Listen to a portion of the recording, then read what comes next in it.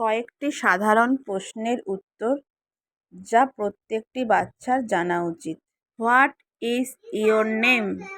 তোমার নাম কি? My name is Somnath Ghosh. আমার নাম হলো Somnath Ghosh. How old are you? I am 6 years old. তোমার বয়স কত? আমার বয়স হলো 6।